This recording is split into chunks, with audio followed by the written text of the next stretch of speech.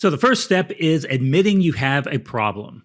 Someone asked a great question about getting a spouse or loved one to help support you on your non-diet journey when that person not only views health through this weight-centric lens that's so common, but their particular views and behaviors also point to maybe some potential mental health issues. Now, I have a few quick thoughts on this that I'd like to share in this episode, so hang around to hear more. I'm Jeff Ash, certified nutritionist, personal trainer, and intuitive eating coach, and you're listening to the Men's Intuition Podcast.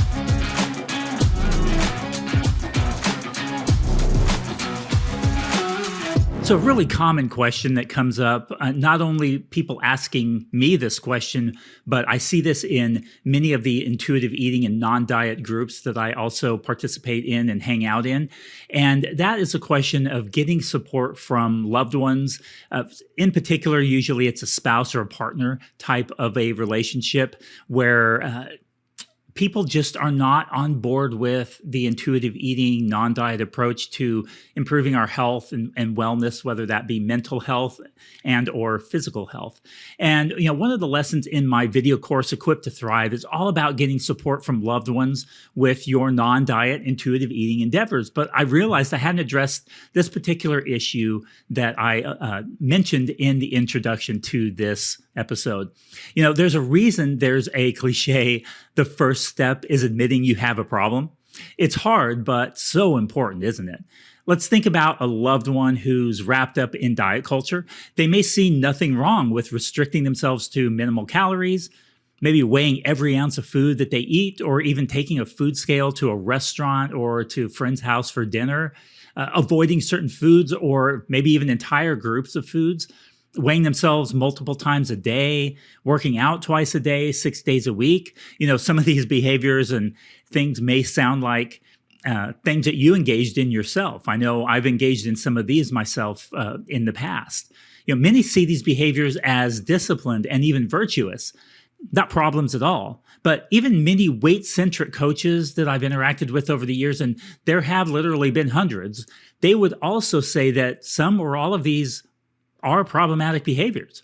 And until a person really understands that these things are problematic, they won't have any reason or desire to change. And if they think these things are signs of discipline, a good character trait, right? Discipline, or even a virtue, and you're not engaging in these behaviors and activities, but rather really exactly the opposite, they're going to have a tough time supporting your non-diet path.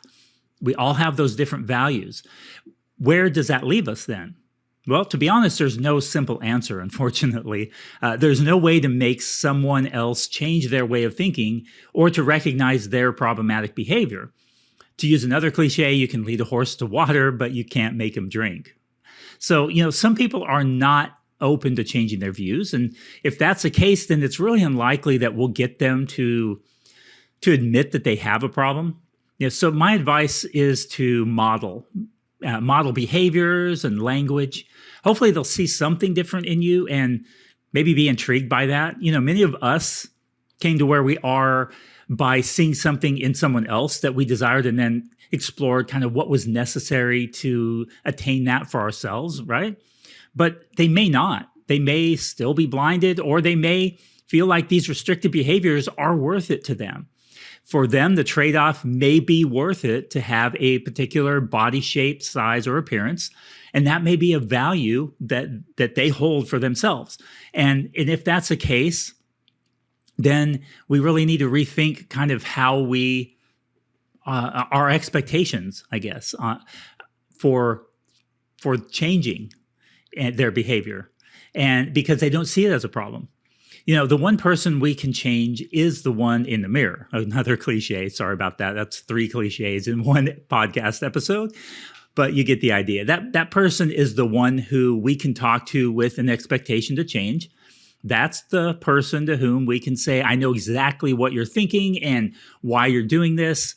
This is a problem that needs to be addressed. And, I have some thoughts about what might improve this situation, right? That's the only person we can say those things to with 100% confidence. Sometimes we spend too much energy trying to get others to come around to our way of thinking that it can negatively impact our ability to focus on those things that we do have the power to change.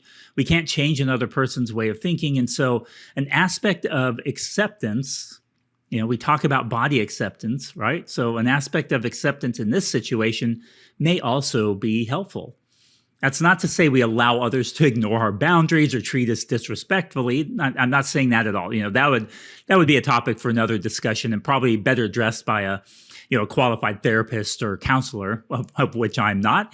But that acceptance doesn't mean we don't stop trying, but it can help free us up to maybe look for that support in other areas, at least for the time being.